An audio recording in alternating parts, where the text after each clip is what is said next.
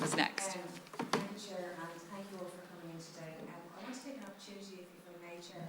Every month I've been trying to keep the women who have died through male violence in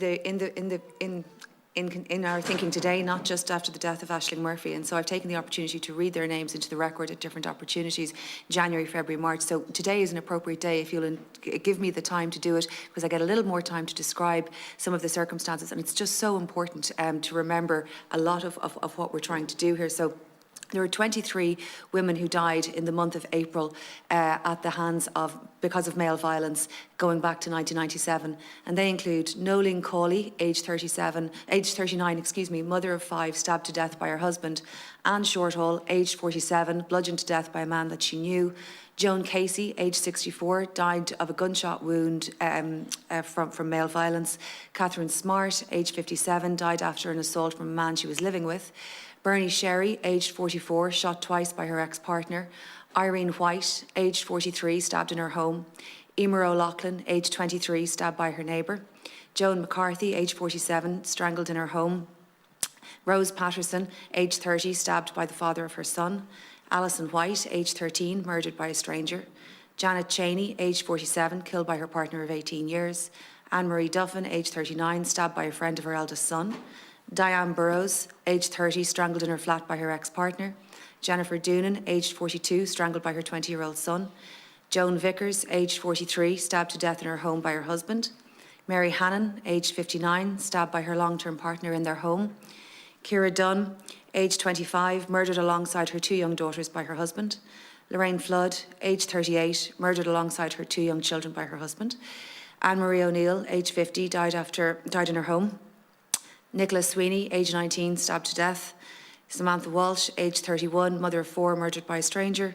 Natalia Karazwin, I hope I haven't pronounced that incorrectly, my apologies if I have, aged 30, murdered by her husband after attempting to separate from him. Amy McCarthy, aged 22, murdered by her boyfriend and father to her infant son. And I do that, I'm sorry to take the time, but I do that just simply to keep this going, to keep the awareness of why we're doing this work right at the forefront of our mind. Deputy Smith, in fact, asked my question of Mary. I was going to ask you specifically about that point on page 3 of your submission in relation to the structure and the model. I think it's very important what you say about not reinforcing sexist stereotypes and your languages while erasing and infantilising the status of women and the violence they experience. And it brings to mind the very excellent document that you published in March 2021, the No Going Back document, which I thought, if I can say, was a moment of real reflection intellectually and philosophically about women and their status, and is deeply relevant to the work of this committee. And in particular, I think in that document you talk about the root it is our continued understanding that GBV is a root cause, not an effect or side issue of many households and families' sufferings, regardless of what formation the home takes. We believe if it was placed centrally in conceptualising these problems, many parallel social problems would gain greater capacity to respond at depth. And I just want to take a moment within the committee's work to go back to that document and to really ask you about the philosophical underpinning of it. I just thought it was a very important moment in the debate. Jennifer, I have to say I'm quite moved by your input and the list of... Yeah, it's very difficult. We put it on our social media every day, and I'm very conscious that for my staff, they help me compile this information. They take the time to put it up. I'm aware that it's bleak to look at, it's bleak to hear, and going through a list like that is not... I don't mean to trivialise it by doing it so quickly or anything else, but it's just that unless we acknowledge each of those women, they were voiceless in death, and they remain voiceless unless we acknowledge them here, and it underpins the work that we're doing.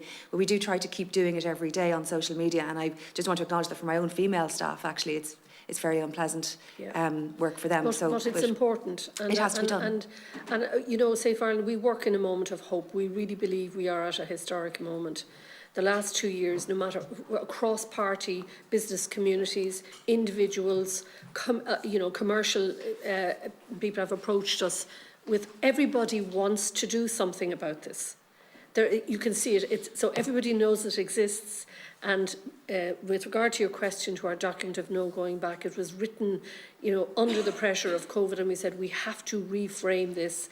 And you will see from my notes on my submission that there are secondary notes under the other recommendations that I didn't speak to, because last week my colleagues put in substantive issues there. But what I wanted to note here is, and I think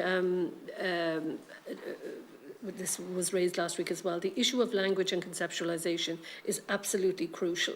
First of all, we really have a very simple statement. No one should have to live in an oppressive home.